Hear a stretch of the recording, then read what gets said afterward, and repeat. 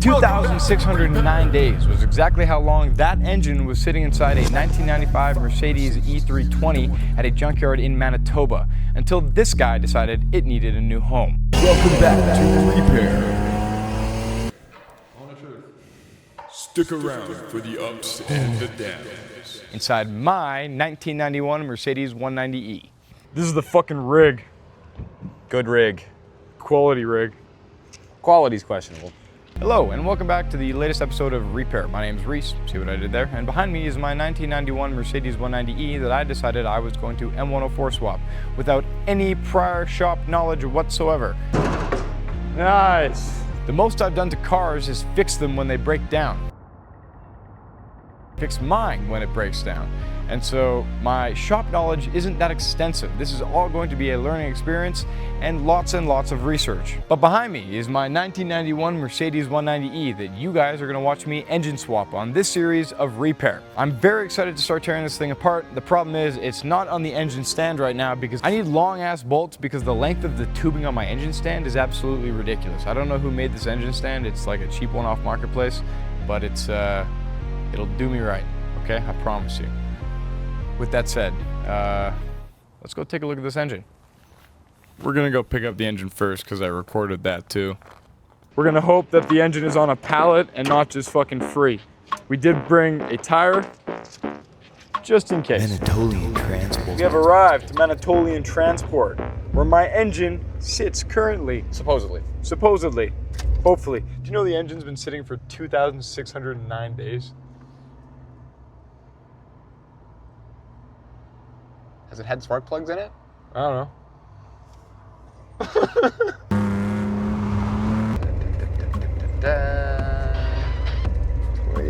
28. We have arrived. Up here? We got here some Michelin Winters. That's not bad. It's a crazy side quest. Yeah, for real. Oh, dude, that looks like a desk lady. Sure do. Excuse me. How's it going?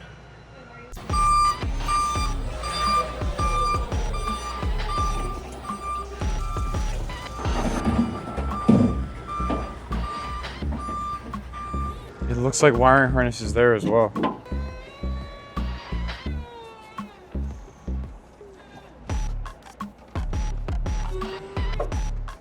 Do we need to move that Here. oil catch? Yeah, here.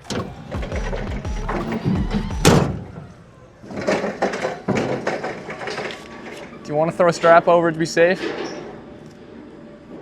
think it's pretty fucking heavy. You want to throw a strap over it to be safe? Yeah. As someone who used to transport motors, Is throwing a strap on it the play? throwing a strap on it is in fact play. This actually doesn't look that bad.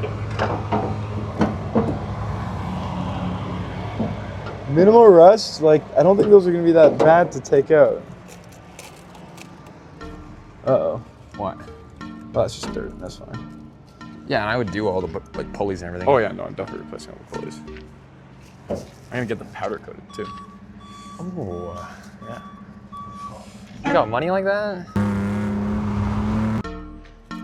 That ain't going nowhere.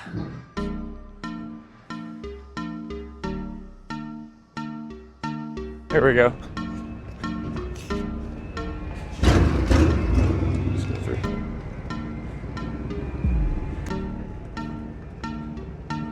Okay, so the engine has been acquired and is in the back of Morgan Randall's truck currently. We are on the way back home to then unwrap it from the plastic and mount it onto the engine hoist and then eventually get it onto the engine stand. The problem is, Morgan Randall's truck is massive. It's very tall off the ground. And so we are gonna have to find a way to slide the engine while it's slightly under tension, but not off the bed of the truck, to then remove it from the bed of the truck. It's gonna be a bit of a trial and error situation, but apparently Morgan's done this before, so he has hope. Plenty of times.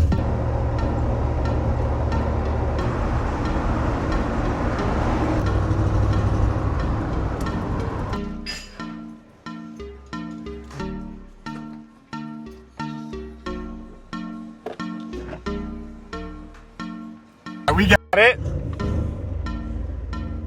It's in the back.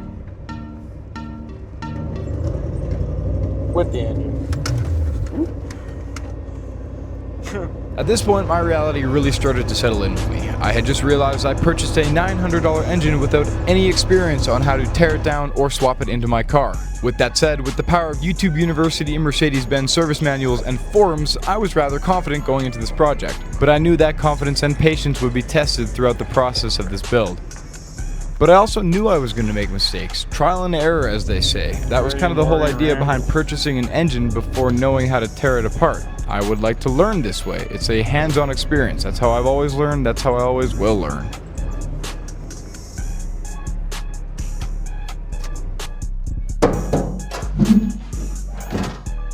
Shout out Manitoleum Transport for getting me my fucking engine.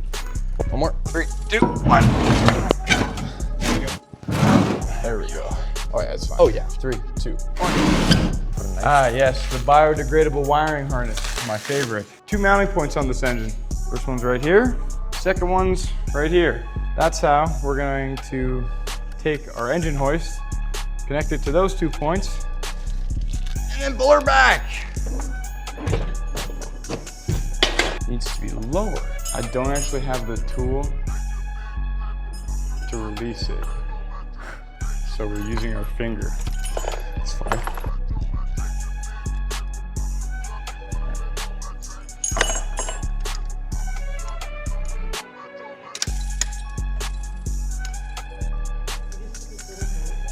That's all it needs. That's all it needs. All right. Nope.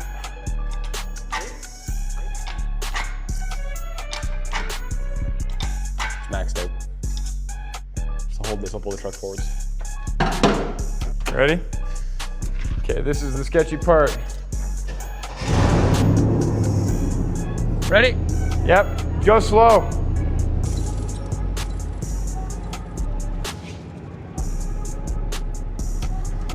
Yep, good, good, good.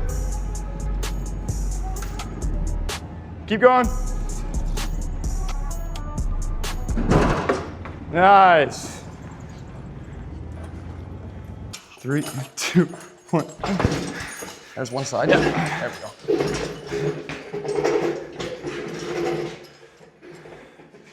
And we're in, ladies and gentlemen. I would go down on the crane. Okay, do you trust yourself doing that? Oh yeah. That was ballsy. Okay. Moved a lot of motors. Yeah, fuck. Wait, are there brakes on this? Can you put like No, it's all good. No worries. It's got 500 pounds and rusty caster wheels. It's not Yeah. going anywhere. I know, but can you put some It's okay, wood Mama. here or something so it doesn't move? These are not gonna be long enough. These are, what the fuck? That'll happen. Well, this stays like this for now. While we go to Somewhere to get bolts. somewhere to get more bolts. Yep. Thanks for filming, Mom. I got a little bit ahead of myself, okay? And I apologize for that. I started taking shit off the engine the moment I got it on the stand. And to be completely honest with you, I didn't record any of it. Most of the exterior parts of the engine are off of the engine now, including fuel rail, intake manifold, the water pump is off, top cover and tire wiring harness, a few other things that I can't remember at this moment. But everything is bagged and tagged. Remember to bag and tag. Thank you, Boogie's Garage, for that line. Behind the camera today is Morgan Randall, and he's gonna help me heat up some fucking bolts that I stripped. But this is okay. It's my first time doing this shit, and so we're gonna take each moment as a learning experience. Each mistake as a learning experience. That's about it. But yeah, follow me. Come look at the engine. Pardon the echo. Currently the garage is getting painted. And so we have kind of a barren landscape to work with. So it looks like I'm working in an insane asylum. And I feel like I am. This is my M104.992 that is partially stripped down.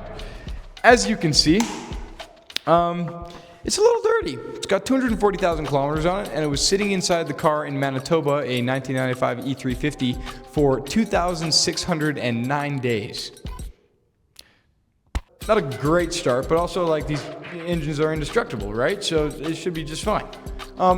Few things when tearing this thing apart that I have discovered.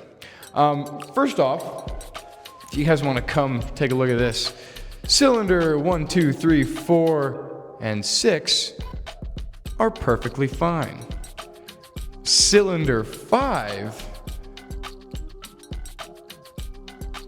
has not only the spark plug in it, it also has half of the coil pack stuck inside. And so we're going to need to get that out. That's not that big of a deal. What is slightly a bigger deal is the bolts that I have stripped. It's going to happen. The 2 bolts that I've stripped so far is this hex nut right fucking here. This is, we're just going to heat the fuck up and take the size up hex bit and mash it in there. The second one, also, I don't know if anyone can tell me, is this some special exhaust system that I am like unaware of that Mercedes has put on this engine that is kind of cooler than I initially anticipated, or no? I don't know. Anyways, yeah, this bolt down here, as you guys can see, is pretty fucked up. I tried using what are they called? Needle nose pliers, but they're like the clamping ones, to like squeeze the nut and pull it that way, and it just stripped more of the nut. And so that, yeah, Morgan's looking at me like we're gonna take a smaller. Actually, I don't know how we're gonna get that one off because we're gonna figure it out. Yeah, it'll be okay. And I'll show you guys over here how I mounted this engine to the engine. So listen, guys. Okay. ChatGPT recommended that I got 90mm bolts. The tubing here on the engine stand is apparently like way longer than an average engine stand because these tubes are around 100mm themselves. And so these bolts, I went to Bolt Supply. I couldn't, like Rona didn't have the bolts that I needed. I went to Bolt Supply early in the morning. And the guy goes, we have 140mm bolts, M10 by 1.5. Guys, washers are gonna do the trick, okay? The guy gave them to me for free. And it works, okay? It's just fine. It works just fine. You got like $20 worth of washers. I know, it's sick. Yeah, he just gave, I was like, how many can it take? And he's like, you want the whole bag? And I was like, fuck yeah. Dude, yeah, and I got a fuck ton more. Come on this side here, I'll show you guys everything that I've taken off so far. This was the oil filter housing that I took off with the oil filter itself. Right here was the engine mounts. Right here was the lower portion of the intake manifold, yeah. Right here was the water pump that had a pulley connected to it. It's still connected to it.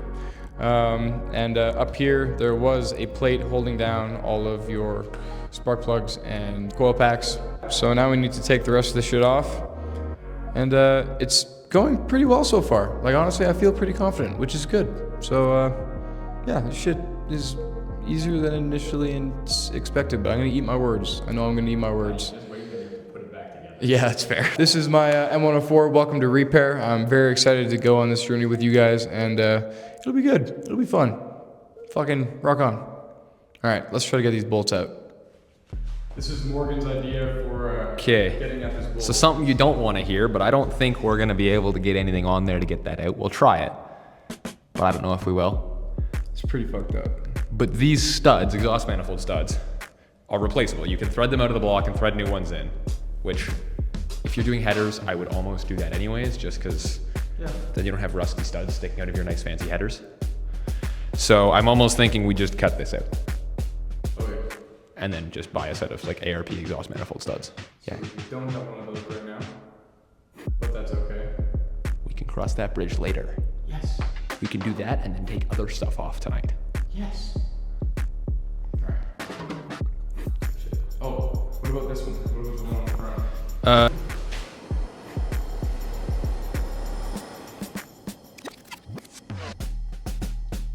Like some sort of like screwdriver around.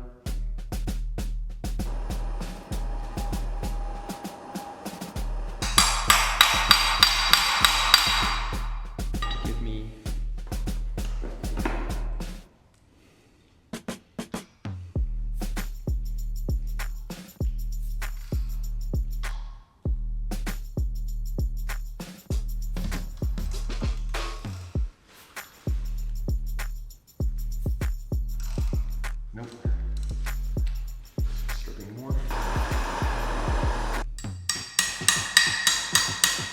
Oh, I see your plan. So, kids, if you're ever like stealing someone's wheels and they have a lock nut, take the size up above the lock nut size and hammer it over top.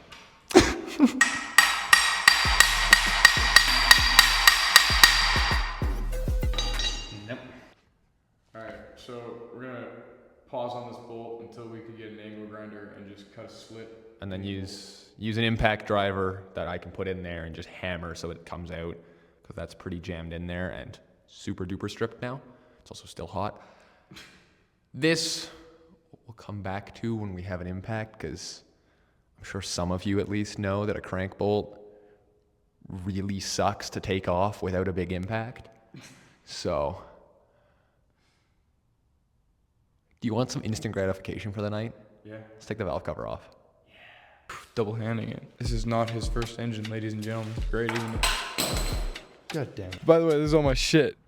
Check that shit out. It's kind of great. It's bagged and tagged, motherfuckers. I could put the shit back together in like fucking 30 minutes if I wanted to. You'll realize that I just really like working my engine. Isn't it fun? It's just fucking awesome. You haven't done this one, huh?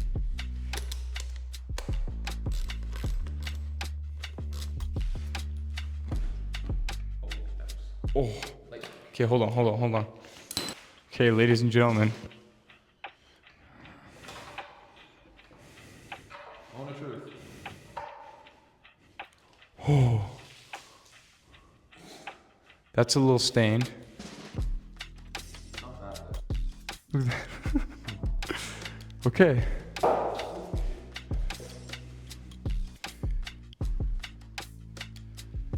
That doesn't look too bad.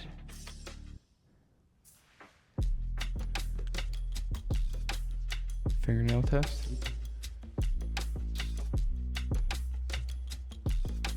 Fingernail over any of your cam or crank bearings.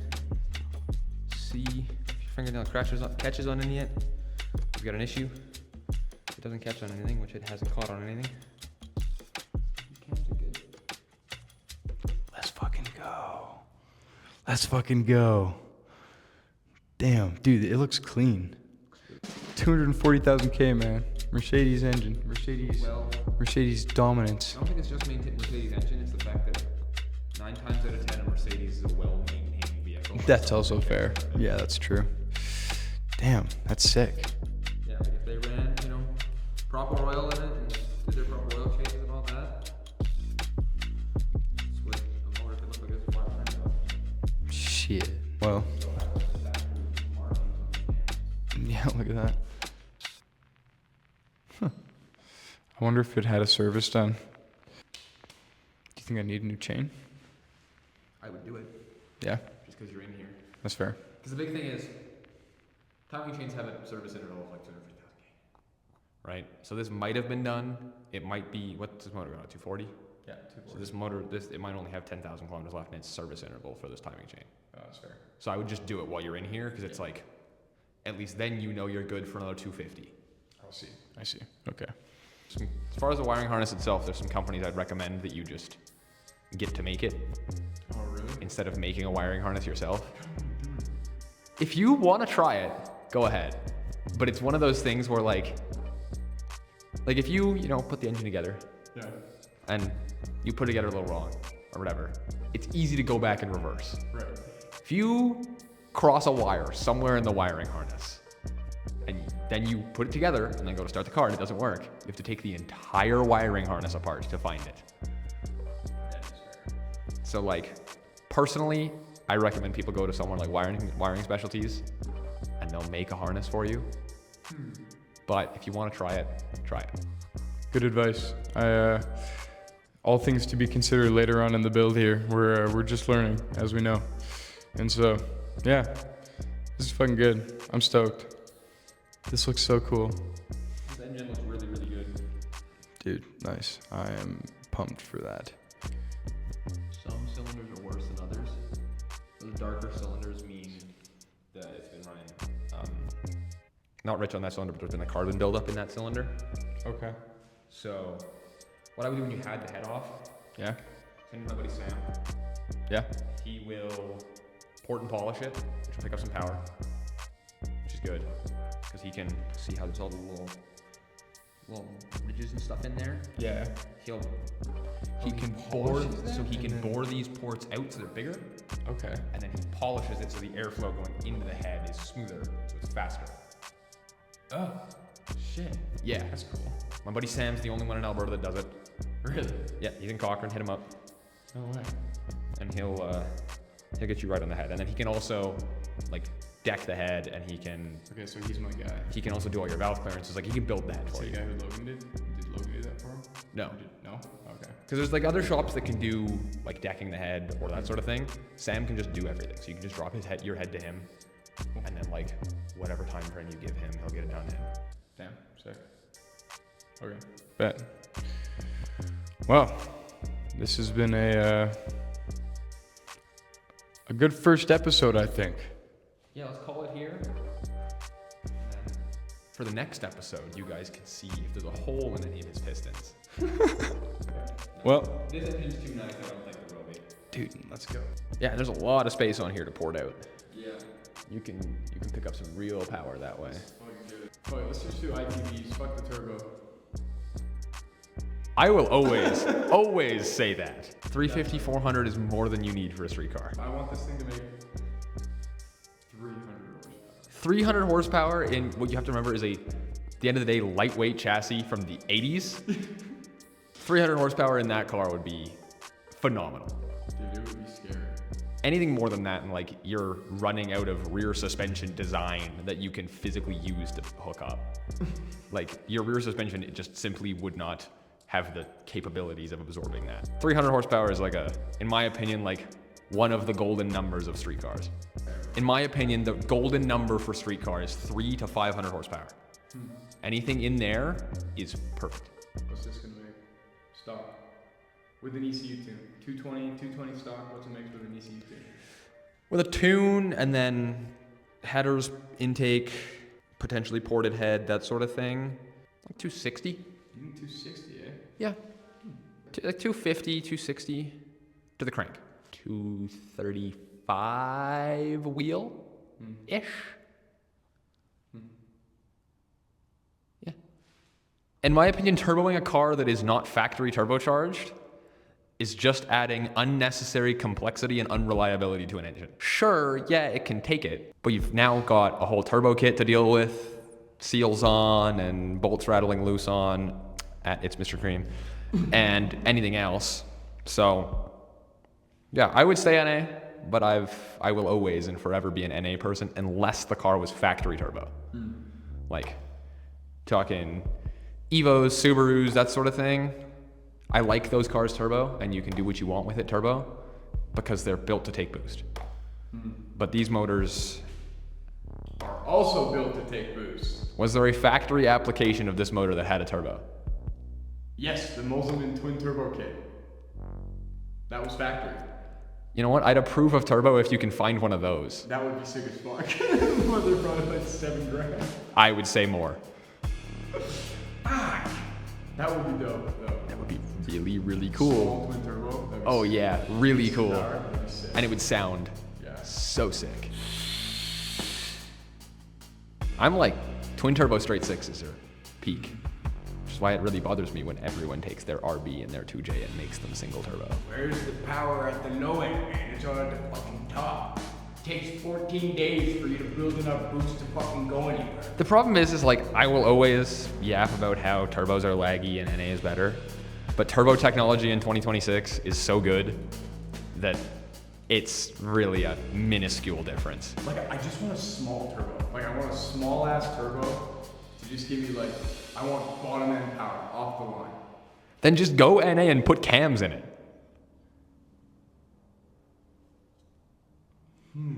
Welcome to a lesson about cams with Morgan Randall. It will be at minimum $1,000 cheaper.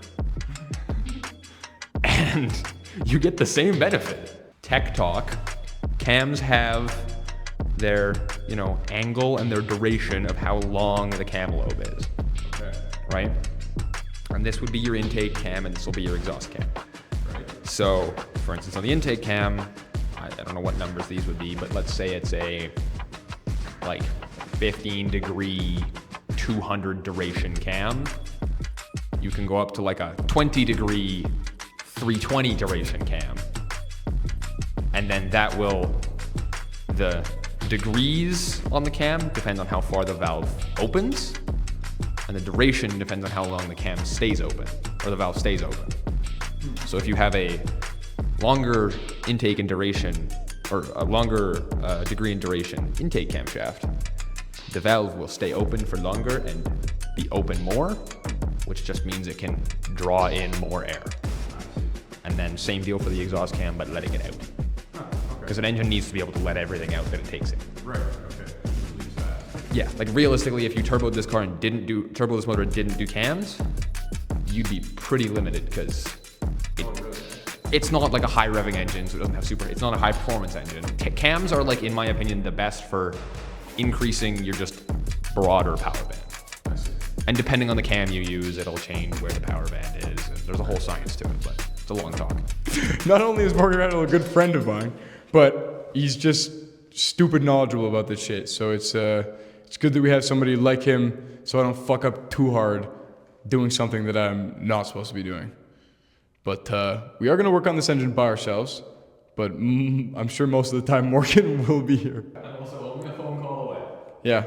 You are a fucking legend if you made it all the way to the end of the video. Thank you so much for watching the whole video. Don't forget to subscribe and join us next time to see if there's a hole in one of my pistons. Yippee!